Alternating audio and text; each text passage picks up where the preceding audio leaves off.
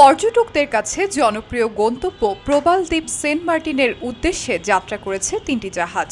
অবশেষে সোমবার ১ ডিসেম্বর সকাল ৭:১৫-র দিকে কক্সবাজার শহরের নুনিয়ারছড়াস্থ BIWT এর ঘাট থেকে জাহাজগুলো রওনা করে। চলতি মৌসুমে কক্সবাজার সেন্ট মার্টিন রুটে প্রথম এই যাত্রায় রয়েছে ১২০০ পর্যটক। ভোর থেকে ঘাটে আসা শুরু করেন দেশের বিভিন্ন প্রান্ত থেকে আসা MV কর্ণফুলী এক্সপ্রেস, MV বারো আউলিয়া এবং কেয়ারিং সিন্দাবাদ নামের জাহাজগুলোর যাত্রীরা।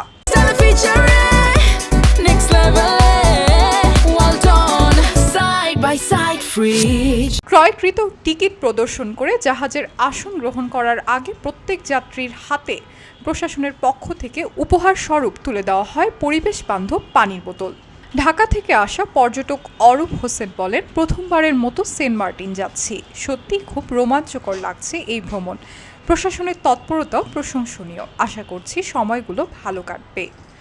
সরকারি নির্দেশনা মেনে প্রতিদিন সর্বোচ্চ ২,০০০ পর্যটক যেতে পারবেন অনুমতিপ্রাপ্ত জাহাজগুলিতে।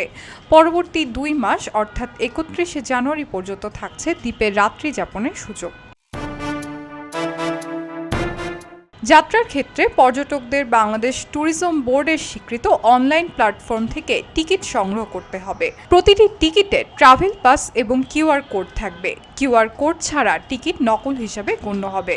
জাহাজ মালিকদের sea cruise operator owners association of বাংলাদেশের সাধারণ সম্পাদক হুসাইন ইসলাম বাহাদুর বলেন, ৬টি জাহাজকে প্রশাসন অনুমতি দিয়েছে। যাত্রীর আনুপাতিক হার বিবেচনায় আজ ৩টি জাহাজ যাচ্ছে। জোয়ার ভাটা এবং নদীর নাব্যতা বিবেচনায় প্রতিদিন যাত্রার সময় নির্ধারণ করা হয়েছে। বিকেলে সেন্ট মার্টিন থেকে ছেড়ে যাওয়া জাহাজগুলো আবার কক্সবাজারের উদ্দেশ্যে ফিরবে। গত বছর থেকে টেকনাফ থেকে বন্ধ রয়েছে জাহাজ চলাচল। ফলে কক্সবাজার থেকে দীর্ঘ সমুদ্রপথ অতিক্রম করে ভ্রমণ কিছুটা ক্লান্তিদায়ক হতে পারে বলে মনে করছেন চট্টগ্রাম থেকে আসা পর্যটক রোকসানা আলী। তিনি বলেন, সেন্ট মার্টিন আমার পছন্দের জায়গা, অনেকবার গিয়েছি। আগে টেকনাফ থেকে দ্রুত যাওয়া যেত, কিন্তু এখন সেটা হচ্ছে না। এত পথ দূরত্বের জার্নি একটু কষ্টের আসলে, তবুও তৃপ্তি মিলবে দ্বীপে পৌঁছে, কারণ সেখানে প্রাকৃতিক প্রশান্তি আছে।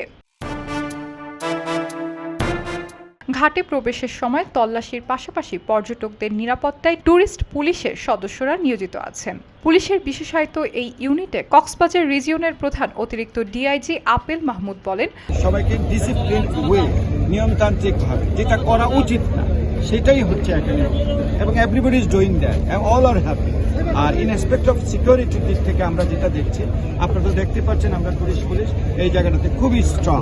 এখানে কোনো ইনডিসিপ্লিন তারপরে করা যাবে না, পর্যটককে হয়রানি করা যাবে না, কোনো কালোবাজারে থাকা যাবে না, এবং আমার পর্যটককে ওইখানে যদি কেউ ডিস্টার্ব করে তাহলে এটা টুরিস্ট পুলিশ শক্ত হাতে মোকাবেলা করে। সেন্ট মার্টিনের জীববৈচিত্র্য রক্ষায় গত অক্টোবরে 12টি নির্দেশনা জারি করেছে সরকার।